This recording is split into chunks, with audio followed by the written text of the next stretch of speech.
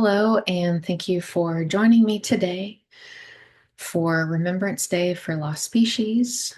I am Brittany Rivers, and I will be guiding you through our service today. This is a day for us to acknowledge and honor the species that we have lost through human-caused ecological destruction and climate change. This is an opportunity for us to share in our grief over these losses. It can be so easy in the busyness of life to just keep moving, just keep going forward, and not take the time to really acknowledge the significant losses that we're facing today and where we're at with our environment and the significant losses that we're having. My hope is that in creating these spaces, we can come together, work through some of our grief, and build a sense of community and have more opportunity to think about how we want to move forward in addressing these issues. So I want to also acknowledge that I initially did this presentation with the Franciscan Center of Tampa, and I thought it might be helpful to do an additional recording for people who missed this and other people that might stumble across it and find it helpful. And I hope that it is as somewhat of a guided meditative practice that you can do on your own, or if you want to invite others to join you as a way to sit with these feelings and explore what comes up for you. So I wanted to start with a land acknowledgement. So I acknowledge that I live on the ancestral homelands of the Timucua, Miccosukee, Seminole, and Muskogee peoples. These communities were displaced through colonial violence. I acknowledge the enduring legacy of colonization that continues to this day as Indigenous communities throughout the world continue to fight for their sovereignty and are at the forefront of the fight against climate change. My portion of the proceeds from the event will be donated to the Indigenous Environmental Network. And if you're watching this at home, I'd encourage you to also do a donation to this organization and the work that they're doing. And I also wanted to acknowledge this week, the week that I did this event, and also the week that Lost Species Day is on National Day of Mourning. So while many Americans celebrated Thanksgiving, it was also National Day of Mourning this week. This is a day to acknowledge the genocide of millions of Native people, theft of Native lands, and erasure of Native cultures. A day to honor Indigenous ancestors and Native resilience, a day to protest the racism and oppression that Indigenous people continue to experience worldwide. If you're interested in learning more about this event and how you can participate and support their work, you can go to the website here below for United American Indians of New England. So this, for me, is a really important piece to acknowledge the connection between what Indigenous peoples have historically faced and continue to face in terms of colonial violence and exploitation that started long ago and has continued to this day, and how those impacts, those traumas and negative impacts on their communities are doing similar things to these species, to ecosystems, to habitats. These violent practices, extractive practices that are continuing to be used today continue to threaten Indigenous communities, and also are the driver of the extinctions of other species. So I wanted to acknowledge that connection there, that and Indigenous people are at the forefront of this fight to protect their sovereignty, protect their lands and sacred relationships from the ongoing violence of these extractive practices that are leading to species extinctions. So introductions. I wanted to also note that in the past couple of weeks, It was noted the extinction of the slender-billed curlew, and I am part of an organization called the Climate Psychology Alliance. And so many people were reflecting on this loss and sharing resources, and it lined up with the time that I was looking for resources to build this presentation with quotes and poems. And I just wanted to note that this quote and the poems I will reference came from the community and the support of that community. So Climate Psychology Alliance has some great resources on their website. Um, there's just to note the Climate Psychology Alliance of North America. There's also other branches, but I'm obviously in North America, so I'm part of that organization. There's a lot of resources on the website. And also, if you're interested in connecting with a climate aware therapist to support you to go deeper with these emotions or a more consistent space to support you with these emotions, um, they have a directory of climate aware therapists. So, yeah. So, here's this quote. Each extinction carves a hollow into the heart of the earth, a life erased, its wonders unseen, leaving us to mourn what we will never know. To lose a species is to lose a world within a world, a singular brilliance extinguished, never again to grace the skies, the seas, or the soil. So I thought this was a nice quote to bring us into the space. In the group, or if you're I offered a moment for people to introduce themselves and what brought them here today. If you were on your own or you're with other people, this could be helpful to take a pause here and stop the recording and just check in on these questions. You know, what brings us here today? What's your intention for this time? And also, if there's anything that would be helpful for other people to know in terms of your accessibility needs, and anything else that would be important to share.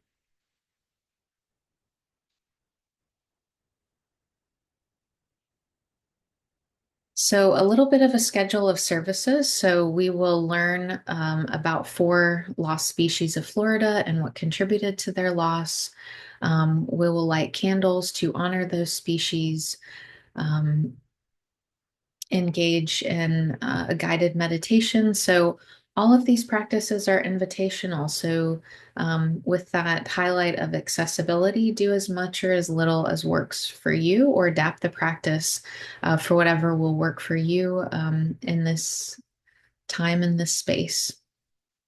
So, there will be a meditation to take space to actually listen to the species and what they may have to share with us about their experience, an opportunity to engage in some journaling practices, reflecting on the experience, an offering of a prayer to the species when I will drop pebbles into the water as an acknowledgement of the prayer, um, an opportunity to share if you're with others about your experience, and another guided meditation to explore the ecosystem impact of losing these species.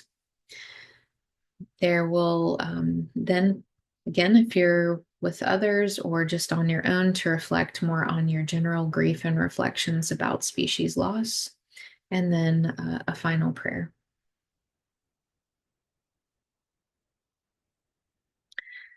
So we will get into the species now. The first one is Bachman's warbler, named likely extinct in 2023 and last seen in 1962. Its loss a result of the destruction of cane brakes with logging, the introduction of European pigs, the absence of controlled burns, grazing livestock, and conversion of land into agricultural lands. Um, One thing that I wanted to mention with this is I attended a recent talk by the organization Cultural Survival, which has really helpful talks where you can actually hear from Indigenous people throughout the world about their experiences and what's happening in their communities. This particular talk was focused on different communities' relationships with birds. And one of the speakers talked about how in her community that is in what's presently referred to or called the United States, her indigenous community was displaced.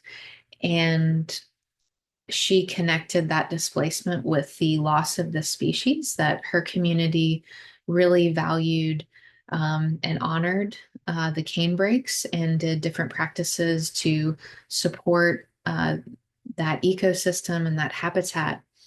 And as they were displaced, um, again through that colonial violence, and then violent extractive practices came into their lands. The ecosystems were negatively impacted, and that left resulted in the loss of the species. So I just again wanted to highlight that connection.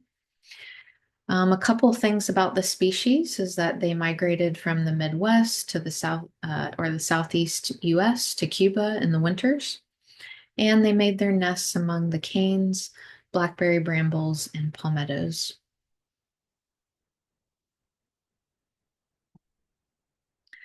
The South Florida rainbow snake, last spotted in 1952, declared extinct in 2011, caused by development, dams, pollution, and drought. The only known habitat was Fish Eating Creek, which flows on the west side of Lake Okeechobee. The species is or was nocturnal, and they would spend much of their time concealed by aquatic vegetation. When I was researching the species, I saw that there was an organization that was actually still looking for them and even had a reward if people could find them, but uh, there was no luck at this point.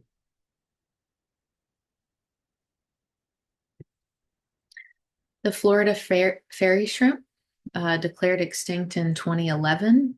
The only known pond to house the species was a few miles south of Gainesville, and it was destroyed by development when the pool was filled in.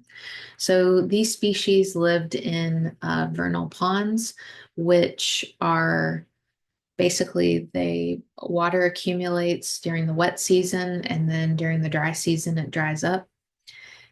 And so something about this species is, although little is known about it, they had these specially adapted eggs that could survive during the dry season to keep the species going.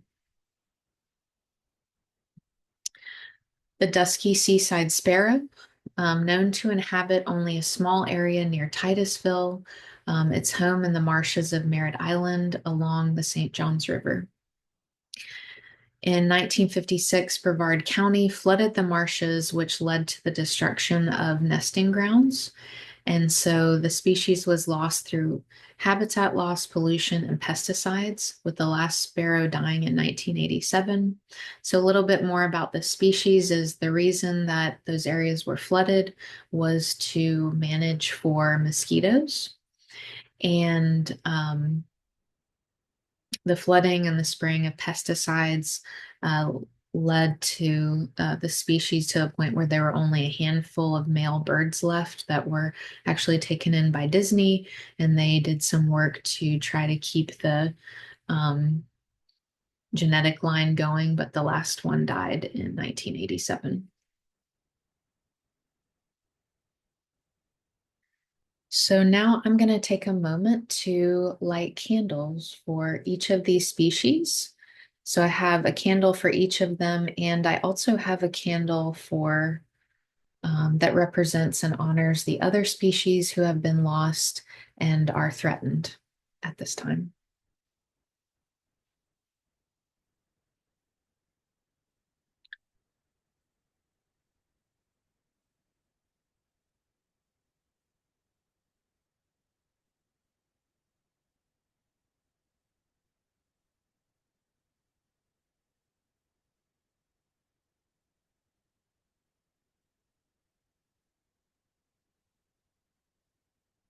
And so I would invite you as well if you would like to light a candle to honor these species.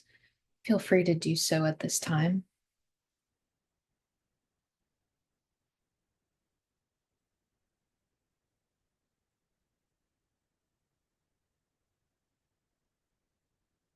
Advice from the Last Loon.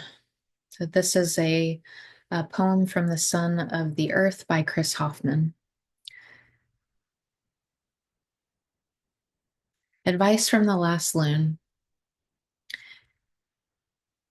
If you have ever heard my cry, even once, you still have not forgotten that wild, sweet yearning for some indescribable paradise shaken loose inside you. I know what it is like to ride on a pillow of blue water twinkling with sun stars, with my youngster on my back and my partner beside me. I know the immutable dark green of the pines and have seen stark winter branches unfurl each spring their buds of green flame into an amazement of foliage, mad to sort the winds of any summer storm. I know that joy takes many forms. I know cold rain and moody mornings when the air hangs thick with mists.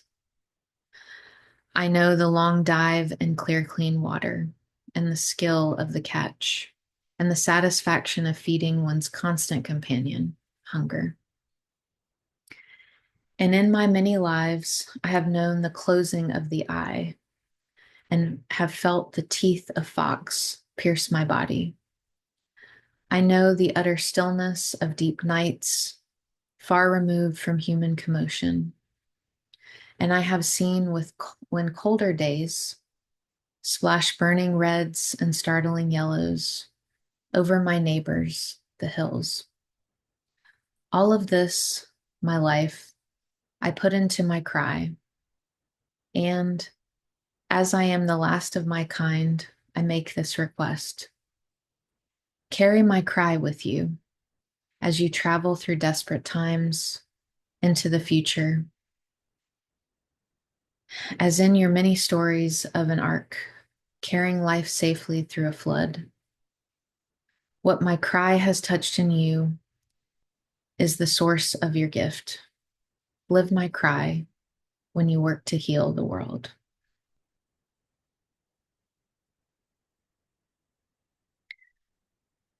So now we have an opportunity to do a meditation practice or contemplative practice. This is an opportunity for you to sit with the species. You can select one of the species to sit with or all of them. And there's different ways that you can do this, depending on what feels accessible to you. You could just sit with your feelings that are coming up and what your internal experience is like with the things that we have brought up, the concepts that we have brought up, and just see what comes up from meditating on that internal experience. You could also focus your vision on one of these images of one of the species and just focus your attention there and see what comes up. If there's another species that has been lost or is threatened that you would like to focus on as well, you're invited to do that today. You could also imagine, you could imagine yourself sitting with one or all of these species and see what they might communicate to you. If you are open and you listen and you're available to listen to them, you might sit with some of these questions like, what do you hear and what do you experience? What do you imagine when you're sitting with them? And I want to note that communication can come in many different forms. It doesn't always have to be a verbal something said to you in your language. It can be a sound, it can be a movement, a direction, a vision, a sensation.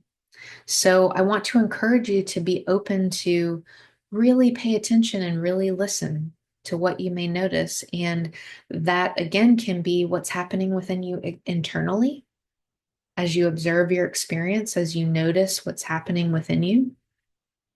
It can also be what you observe externally as you're looking at these pictures or as you're imagining sitting with these beings.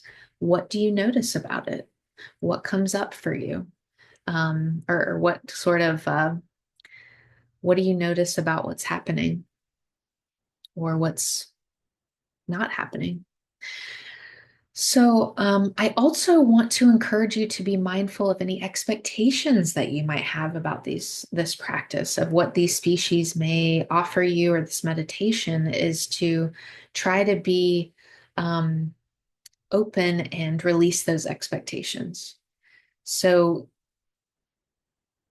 so much has already happened with these species. So much has been lost. We have taken so much that their species is completely lost. So, being mindful of what, if any, expectations you put on them and what expectations you might have of the practice.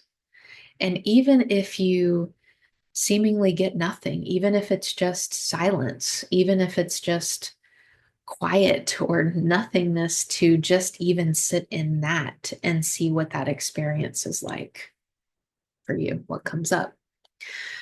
So there's a couple ways that I've already talked about, some different ways you could do this.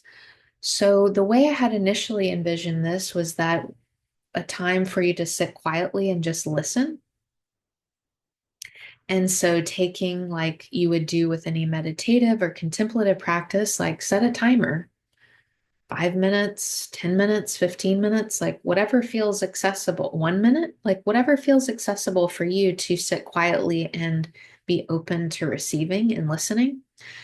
But some other people went ahead and the way they did this practice was jump to our next one, our next slide, which you can go forward in in the video if you'd like, of while you're listening, you're also reflecting at the same time. So, and journaling at the same time. So, or creating. You can do the meditation and then the journaling, or you can do the meditative journaling or art or whatever you feel called to do. So, I just also want to give that flexibility as well. So, if you would like to do the meditation or kind of get into that meditative space, it's up to you if you want to go ahead and grab your journaling or art supplies now, or if you want to wait on that till we get to the next slide.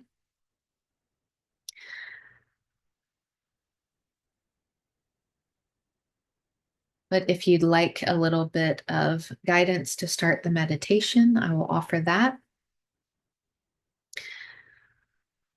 So maybe start out with taking a few deep breaths to settle in to this moment in this space, to settle into your body.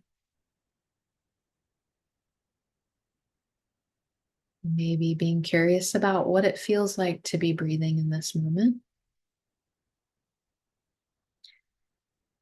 Maybe what you notice the most about breathing in this moment. Maybe the rise and fall of the chest. Maybe other movement in the body.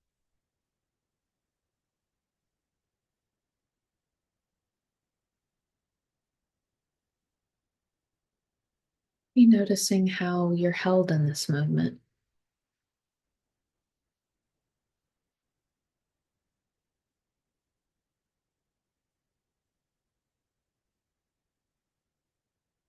Whether you've opted to sit down or lie down, what's holding your body.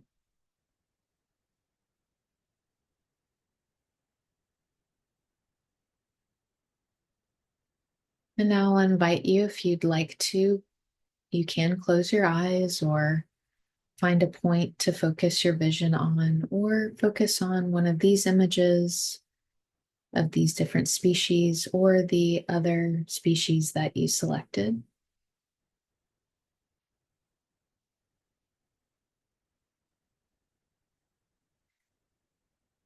And however it feels accessible, to invite the species into into your mind, into your mind's eye, whether it is looking at it or imagining the species that you would like to engage with today.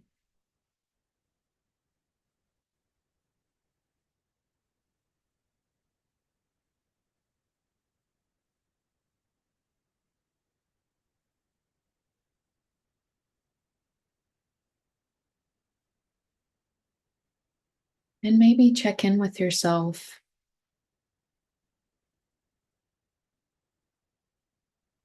on how would you embody really being open to receiving from these species?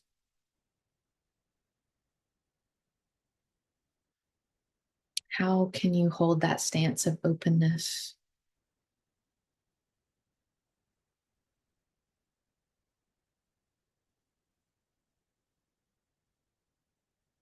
to really listen, to really receive what the species may want to communicate to you about its experience, about what's happened, what is happening? Just focusing on taking the time to listen.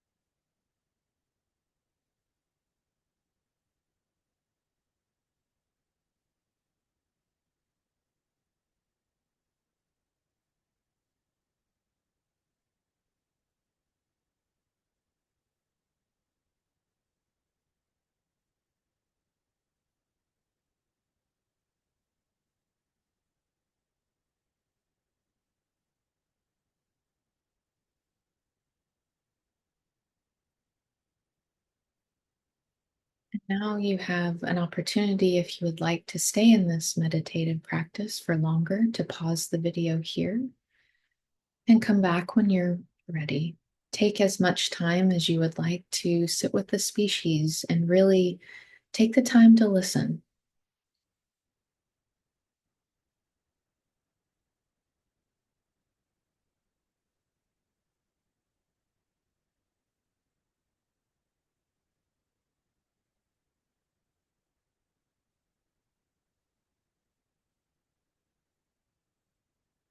So now, if you haven't already started your reflection, we have an opportunity to take some time to explore your experience, whether it's journaling, drawing, coloring, movement, singing, whatever you feel called to do to express.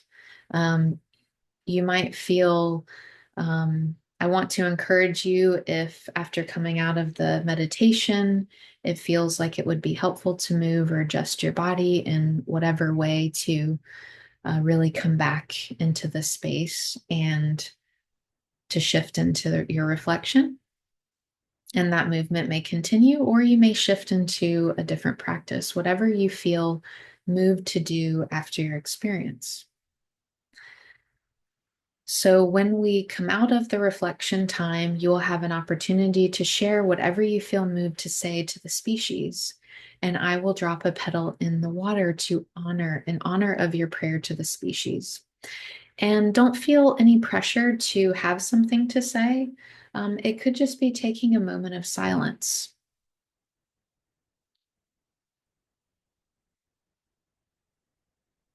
So this is a point now, again, where you can pause the video and take as much time as you would like to reflect on your experience that you had sitting with the species.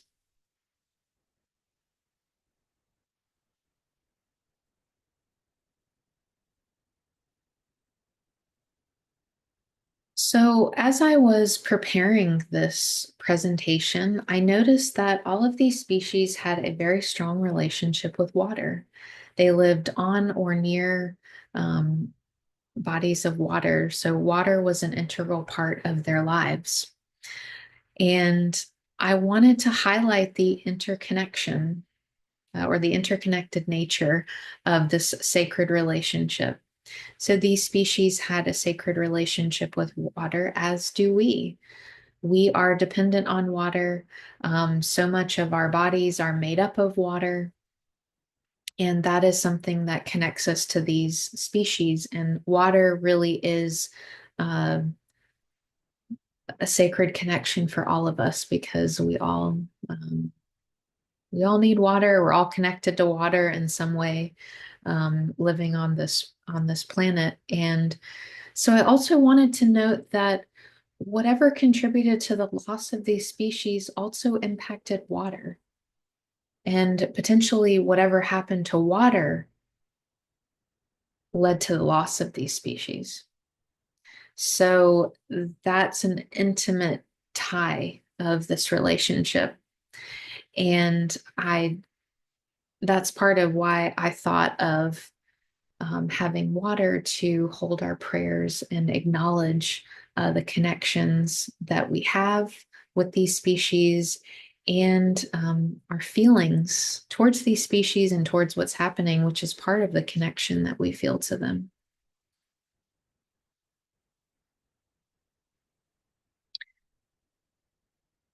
So now is an opportunity for you to offer a prayer to the species. So I have a bowl of water with some pebbles to drop in, and I'd encourage you as well if you would like to create your own setup of a bowl or container of water and items that your pebbles or something else you would like to drop in there to honor or just an acknowledgement of offering your prayer and your prayer being held in the sacred relationship. So, again, whatever you feel called to say, you can pause here if you'd like to take some time to really think about what you want to say or what you want to offer. And again, it can just be a moment of silence.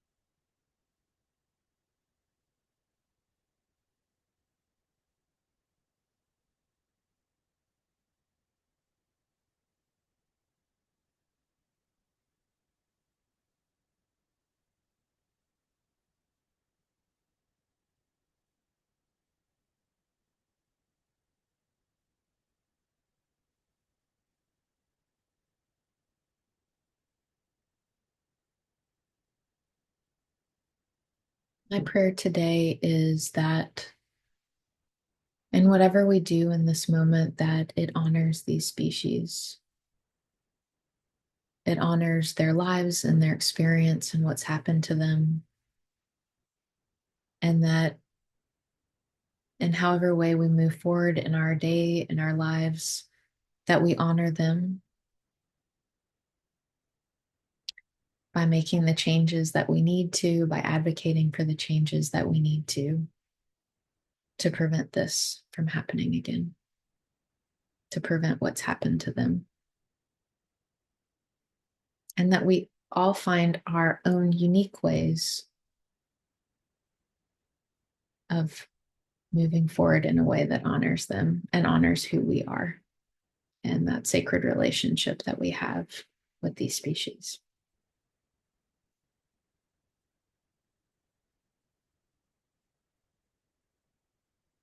Gratitude by Mary Oliver.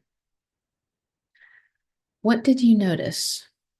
The dew snail, the low flying sparrow, the bat on the wind in the dark, big chested geese in the V of the sleekest performance, the soft toad, patient in the hot sand, the sweet hungry ants, the uproar of mice in the empty house, the tin music of the cricket's body, the blouse of the goldenrod. What did you hear? The thrush greeting the morning, the little bluebirds in their hot box, the salty talk of the wren, then the deep cup of the hour of silence. When did you admire the oaks letting down their dark and hairy fruit, the carrot rising in its elongated waist, the onion, sheet after sheet, curved inward to the pale green wand? At the end of summer, the brassy dust, the almost liquid beauty of the flowers, then the ferns, scrawled black by the frost. What astonished you? The swallows making their dip and turn over the water. What would you like to see again? My dog, her energy and exuberance, her willingness, her language beyond all nimbleness of tongue, her recklessness, her loyalty, her sweetness, her strong legs, her curled black lip, her snap. What was most tender? Queen Anne's lace with its parsnip root, the everlasting in its bonnets of wool, the kinks and turns of the Tupelo's body, the tall, blank banks of sand, the clam clamped down. What was most wonderful? The sea and its wide shoulders, the sea and its triangles, the sea lying back on its long athlete's spine. What did you think was happening? The green breast of the hummingbird, the eye of the pond, the wet face of the lily, the bright, puckered knee of the broken oak, the red tulip of the fox's mouth, the upswing, the downpour, the frayed sleeve of the first snow. So the gods shake us from our sleep.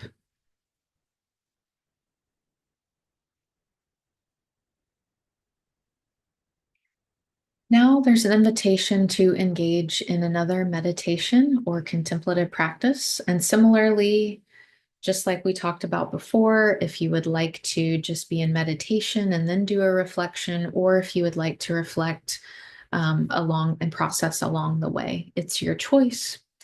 But this is an opportunity to explore the impact of this loss, of the loss of these species on their relationships. So they were all, as we are, part of an interconnected, interdependent, intersubjective universe ecosystem. So there were impacts when they were lost. So this is an opportunity to engage in your sensory experience, to really invite yourself to go into their habitat. And what do you imagine it might be like to be in their habitat? So we're going to look at some images of their habitats and really try to put ourselves in those spaces. And part of how we can do that is think about our sensory experience, like who you might see there, what you might smell, or what it might feel like to be there. And some of these spaces may even be spaces that you've been to before. So you can really recall what it was like to be there. And we can also explore then how might their relationships have been impacted by their loss? How might their loss be present? Like what role is no longer filled? How have things adjusted and changed? And were other species lost or threatened by what caused their loss? You know, were other species impacted and lost along the way of this experience? So I want to make a note here that some people critique the sort of humanizing of animals and giving them human experiences, that they may not experience things the same way. And so you can also get curious about, well, okay, well, maybe this other species wouldn't have said, like, oh, I'm anxious because of this. How would they show signs of stress? There's lots of ways that animals and other species and plants can show signs of stress. How did it impact them when a species they maybe were dependent on for food um, was no longer there, or a species that used to feed on them was no longer there. How did that play out in terms of their communities, in terms of the impacts on other species along the way, of how those things can sort of trickle down to other species or trickle up to other species? So, in that interconnectedness. So, and then again, we'll have time to reflect and offer a prayer to their relations.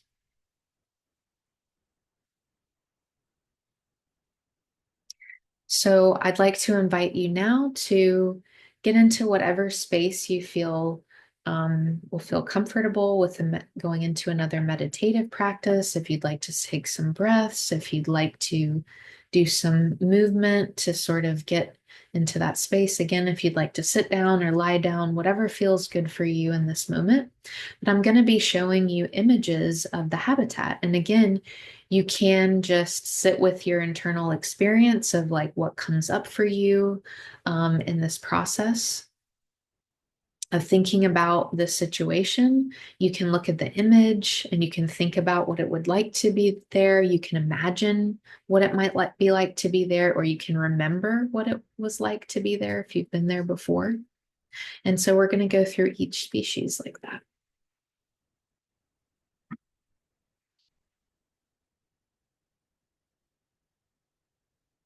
So the Bachman's warbler, we have a canebrake on the left side, and on the right side, we have bottomland hardwoods. So in the canebrake, we have sort of a bamboo thicket. You might imagine being there and looking around. You might see light peeking through those tall bamboo. As the wind moves through the thicket, you might hear the creaking of the tall green poles. So the sounds again, so we're thinking about the sensory experience. What might you see here? What might it feel like to be in this space? What might you hear? Or if you'd like to go to the bottomland hardwood, which is this transition space between swamps and uplands, a diverse canopy of loblolly pines, bay trees, water oaks, maples, and sweet gums.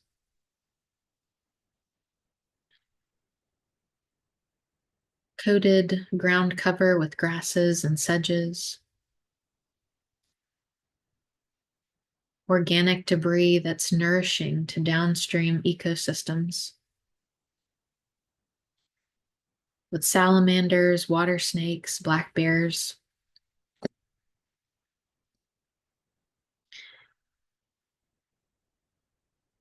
You might think of the warbler feeding itself by gleaning and probing into leaf clusters, foraging among the dead leaves and canebrakes, eating caterpillars, spiders, and other arthropods, with nests that were deep and bulky, made of dead leaves, mosses, grasses, and weed stalks, filled with lichen and Spanish moss, and again making their nests among the blackberry brambles, cane stalks, and palmettos.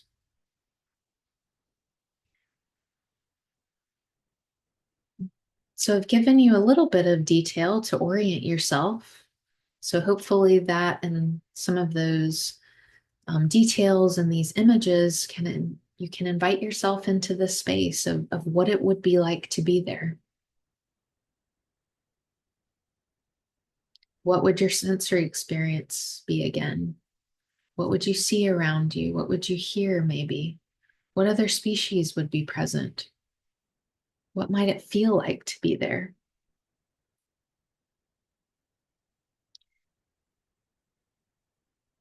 And as you orient yourself to that sensory experience, then taking some time to sit with that question.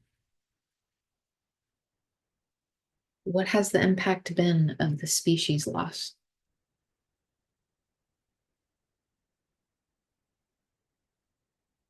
How do you imagine that might have impacted these other species to lose a being they were interconnected with?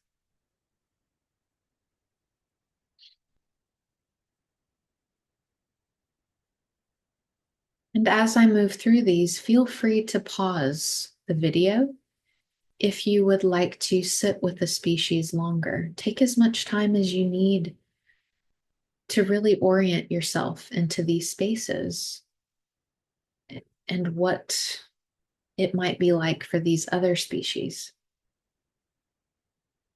as they have been dealt with this loss.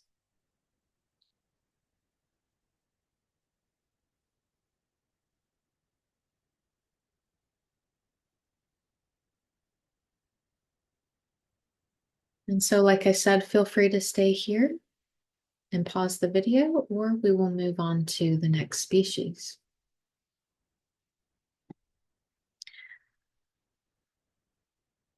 The South Florida rainbow snake, who lived in the fish-eating creek near Lake Okeechobee, like we talked about. So calm waters with cedars along the banks, and beyond the banks, wooded areas covered with leaves, ferns, and palmettos. Numerous watering birds, ibis, herons, egrets, hawks, river otters, and alligators. With dry and wet prairies interspersed with marshes, saw palmetto, live oak, gallberry, wiregrass, sedges, grasses, and rushes of various kinds.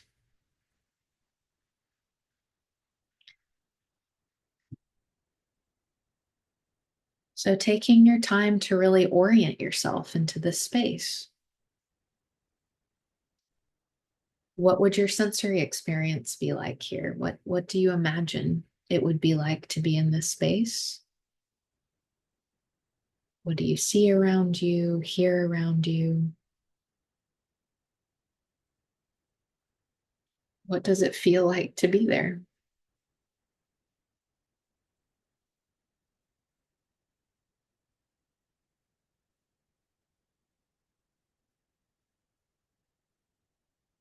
And as you really tune into that sensory experience, you can then invite in this question of what has been the impact of this loss to this system?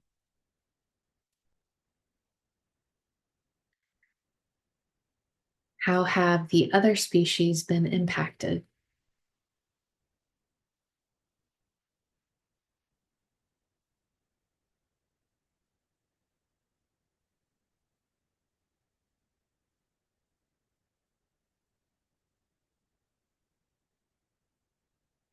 Feel free to pause here and take as much time as you would like to really connect with these other species in this space.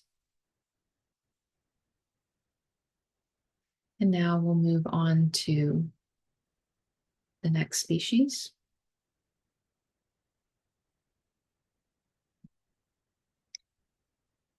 The dusky seaside sparrow lived in salt marshes, so rivers of grass with water, blue crabs, oysters, and shrimp, a habitat teeming with life. Many fish species using it as a nursery for growing their families.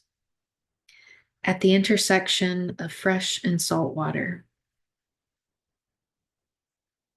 you might hear the sounds of beetles and birds around you and the smell of salt and aliveness.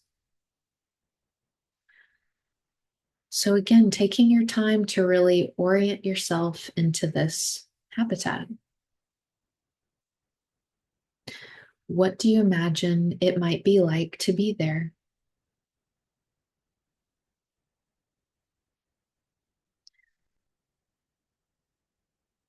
And again, you can orient yourself by thinking about your sensory experience there.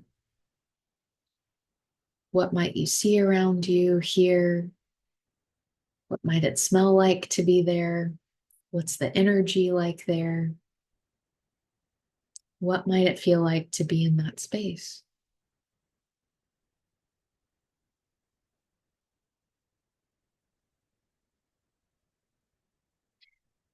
And as you come into the space, now invite yourself to sit with our question. What has the impact been of the loss of this species? How might it have impacted their relationships?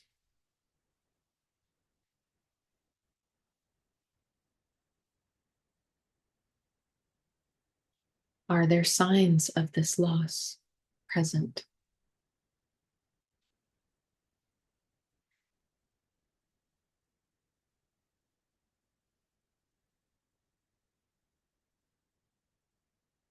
And again, feel free to pause the video here and take as much time as you would like to sit with these species and their loss.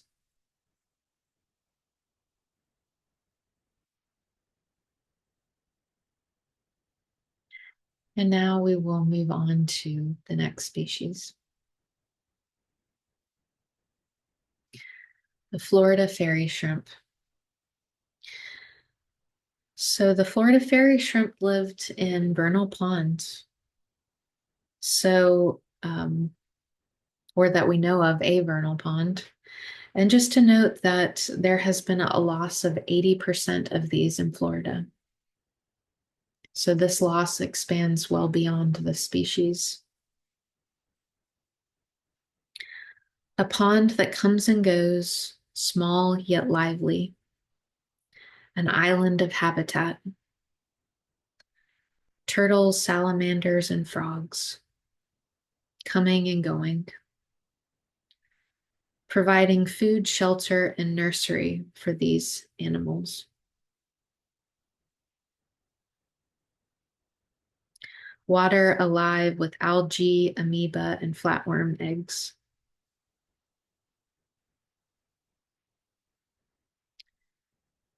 A habitat for beetles, bugs, and birds. So a lot of species coming and going from the space as it comes alive. And remember, like I mentioned before, these are ponds that come up in the wet season and then disappear in the dry season. So all these species that are interacting with the space are used to that coming and going part of it. So taking some time to really orient yourself again to the space, what it might be like to be there. The sights, the sounds, the smells, the feel, the energy of the space.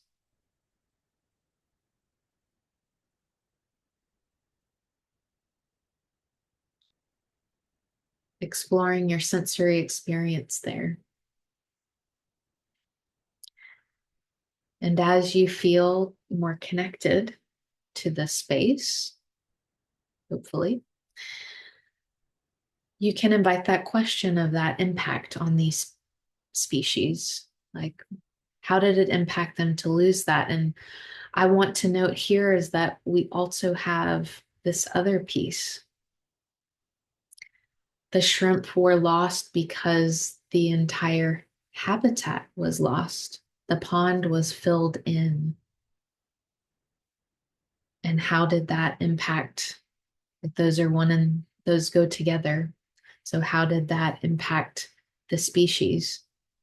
Maybe for years, generations had traveled to this place in the wet season.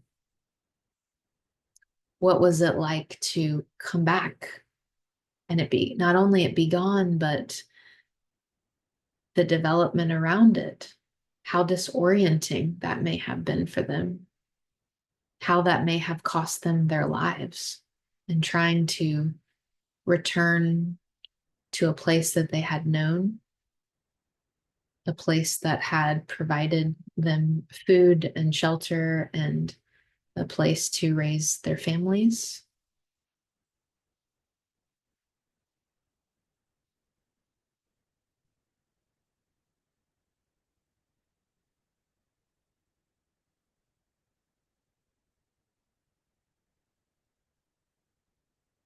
So please feel free to pause the video here and take as much time as you would like to sit with this space, with these species and the impacts on them.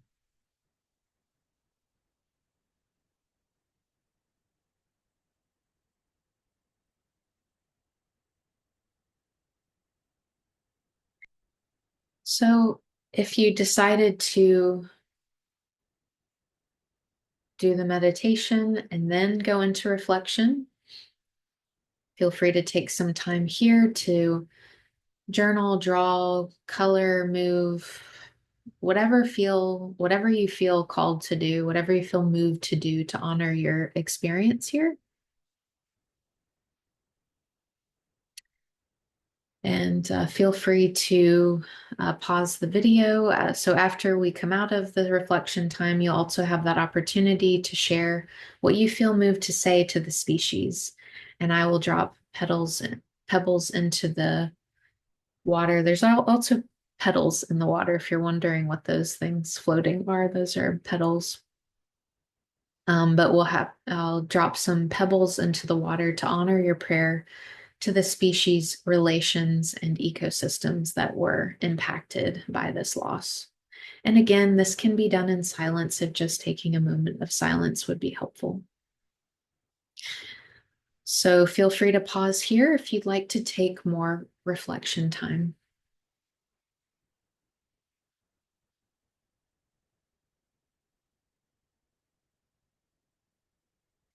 And now we have an opportunity to offer a prayer to the species that were impacted by this loss. So again, if you feel moved to say something, if you'd like to take a moment to think about what you would like to say, and then I will drop some pebbles into the water. Again, it can also just be taking a moment of silence to acknowledge this loss and the impact of this loss on these species.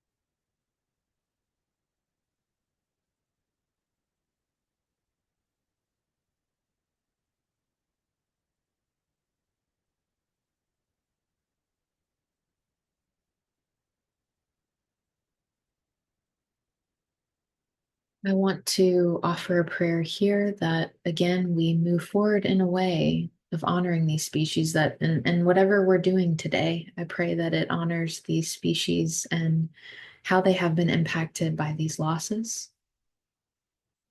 I pray that we move forward in ways that honor them and acknowledge the impact on them of the choices that we make and move forward in ways that cause less harm.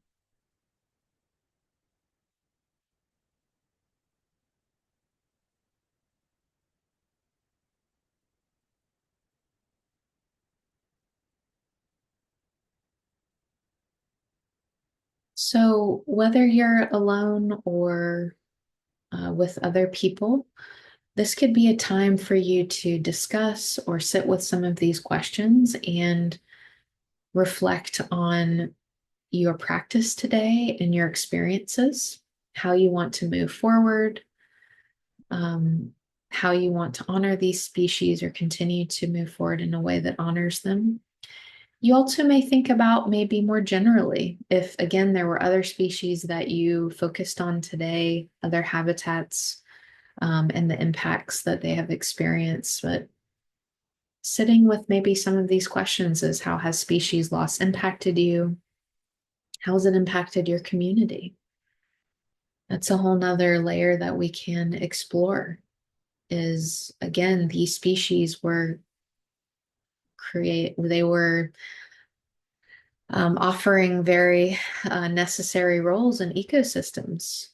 How is that playing out more broadly now that they're gone? Or um, again, like we talked about with the vernal ponds, how is that playing out in impacts across the state?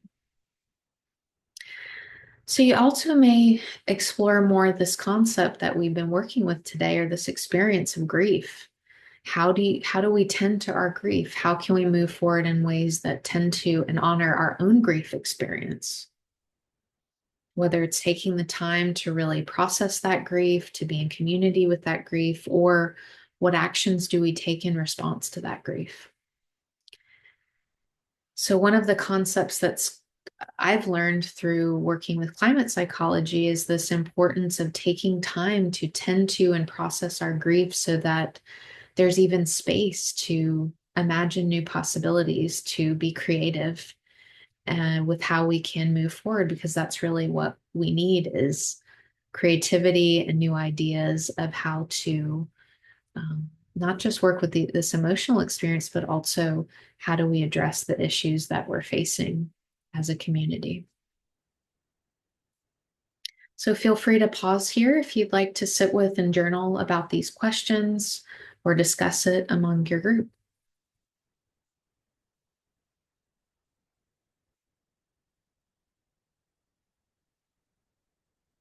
Wading Through by Kara London. When the weight of grief bears so heavy as to bend you at the waist, may you go to sit among green spires that point to the expanse of the sky. Sit long enough to begin to hear their whispered messages, which call us all home to true belonging. Let the comforts encoded in ancient aromas wash the eyes that want to stream with tears of loss. Let the emerald glow reflected in the sun's gaze pour into and suffice your inner landscape. Rest in knowing you are surrounded by ancestors, held and hammocked by roots, older than your name.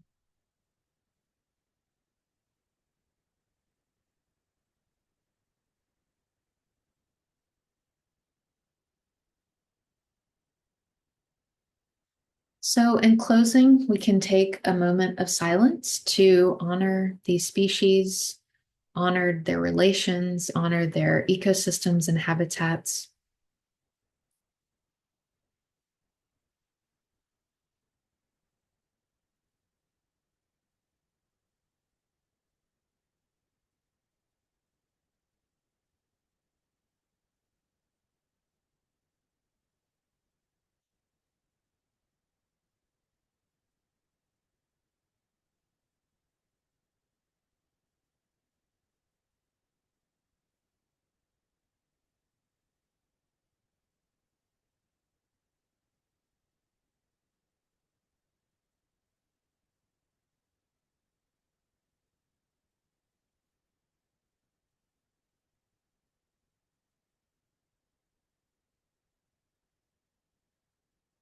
And now, if there's any last words that you would like to offer in honor of your experience, again, whether you say that to yourself or journal about it or share with those that you are meeting with today.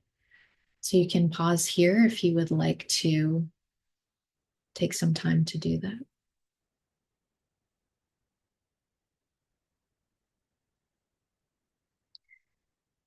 And so, in closing, may we leave today, may we move forward in a way that honors our experience, honors our grief, honors our relations. May we move in ways that cause less harm.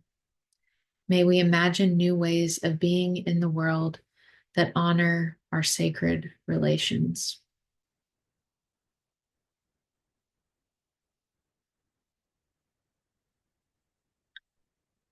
And now I will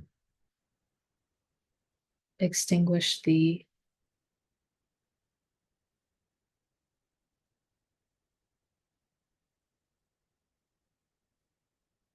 candles.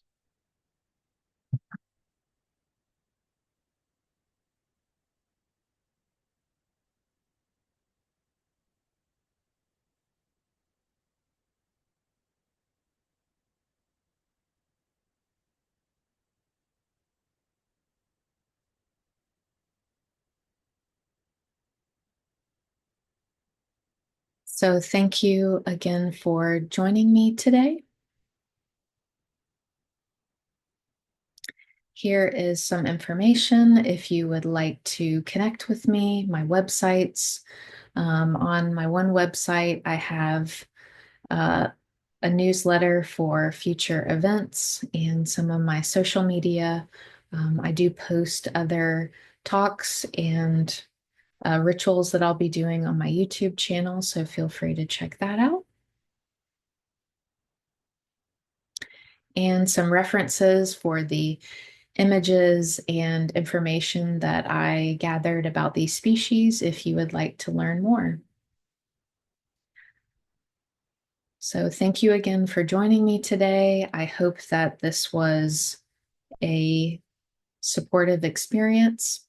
And stay tuned as I'll probably be creating more opportunities to grieve together and to support each other in community and facing these challenges that we're facing and how to move forward together in ways that, again, imagine new possibilities. Thank you.